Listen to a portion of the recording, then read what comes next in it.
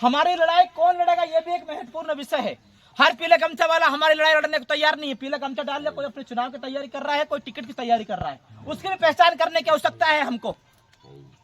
मैं युवाओं से कहना चाहता हूँ, आप लोगों पर बड़ी जिम्मेदारी है। एक मैं भी आपकी ही उम्र का एक व्यक्ति हूँ, लेकिन इस सरकार से और इस सिस्टम से पीड़ित होकर लड़ झगड़ कर हम लोग यहाँ पे पहुंचे हैं।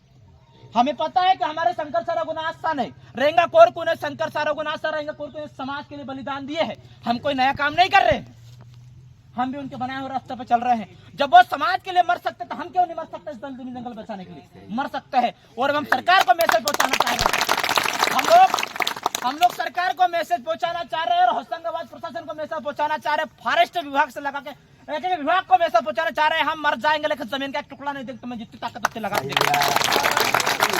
हम लोग भी उसी के वंशज है। हम लोग हमारे अंदर भी उसी शंकर सर रघुनाथ सा का खून दौड़ रहा है, जो तोप से बंधने के लिए मर गए, लेकिन उन्होंने कभी समझौता नहीं किया। हम भी मर जाएंगे लेकिन समझौता नहीं करेंगे, जमीन का एक टुकड़ा नहीं देंगे किसी भी सरकार को, चाहे कुछ भी कर ले।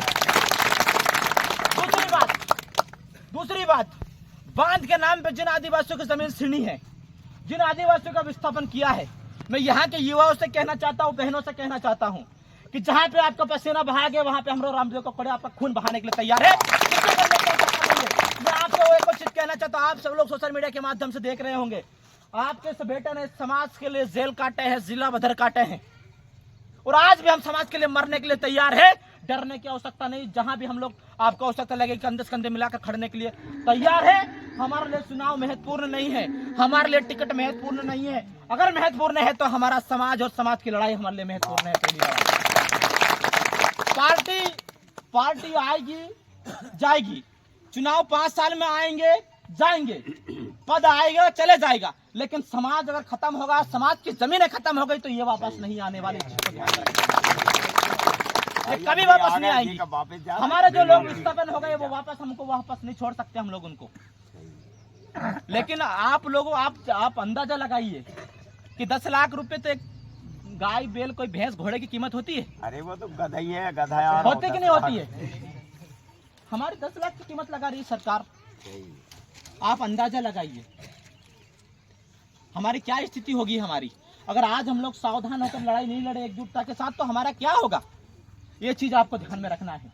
बांध के नाम पे, टाइगर प्रोजेक्ट के नाम पे, कंपनियों के नाम पे, फैक्ट्री के नाम पे अगर किसी की जमीन छीनी जा रही है तो आदिवासियों की जमीन छीनी जा रही है।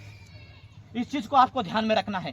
हमारी लड़ाई लड़ने वाला कोई नहीं है, हमारी बहनों की लड़ाई लड़ने वाला कोई नहीं, हमको लड़ना है। और हमको बताना, मैं हमारी बहनों से भी कहना चाहता हूँ कि आपको बताना है कि हम रानी दुर्गावती के वंशज हैं। उस रानी दुर्गावती के वंशज जो अपने बच्चे को कोख में बांध के दुश्मनों से, मुगलों से लड़ाई लड़ रही थी, आप उनके वंशज हो। आप अपने को कमजोर क्यों समझते हैं? जब वो रानी दुर्गावती अपने साम्राज्य को बचाने के लिए अपने बच्चों को कोख में एक लड़ाई लड़ सकते, हम लोग नहीं लड़ सकते क्या? आप नहीं लड़ सकते हो क्या? मुझे बताइए, हाथ उठा के। लड़ सकते हैं, हम लड़ सकते हैं रानी दुर्गावती की तरह, हम लोग लड़ सकते हैं शंकर सर रघुनाथ सा की तरह, हमको लड़ने की आवश्यकता है। और मैं आप लोगों को बताना चाहता हूँ, जिस समाज में कुर्बानी देने वाले लोग पैदा हो जाए तो समाज को कोई गुलाम नहीं बना सकता। मैं आपको बताना चाहता हूँ।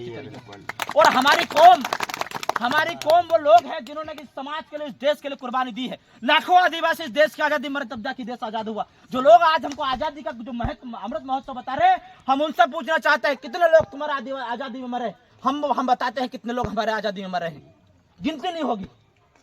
और आप हमें बता रहे हैं कि देशभक्ति किसे कहते हैं? अरे इस समाज के लिए, इस देश के लिए हमारे लोगों ने कुर्बानी दी है, हमारे लोग मर मिट गए। इसके बाद भी आज अगर आजादी में कुछ लोगों के नाम आते हैं तो आदिवासियों के गिने चुने लोगों के नाम आते हैं। जिन लोगों ने अंग्रेजों की गुलामी की उन लोगों के नाम आते हैं आज। इस चीज को समझना पड़ेगा। ये लोग हमारे इतिहास को खत्म करना चाह रहे हैं, हमारे संस्कृति को खत्म करना चाह रहे हैं। मुझे बताइए, अगर आपका इतिहास खत्म हो गया, आपका गढ़ किले खत्म हो गए, तो आप कैसे बोलेंगे कि हम इस देश के मालिक है, गोंड राजाओं को औलाद है, इस देश के मालिक है, इस देश के मालिक है, इस देश के राजा महाराजा को औलाद है? कैसे आप बोलोगे? नहीं बोल सकते आप। आज सरकार मंदिरों के लिए करोड़ रुपए खर्च कर रही है। हम ठीक है, अच्छी बात है, सबकी धार्मिक आस्था जुड़ी है, सब चीजें, लेकिन जिससे आदिवासी समाज का इतिहास जुड़ा है उस चीजों को संरक्षित करने का काम का दोनों सरकारों ने की नहीं की।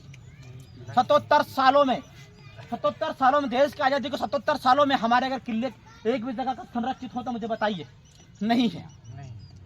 जिन विधायकों को हमारे समाज की बात करनी चाहिए वो गुलामी कर रहे हैं आज।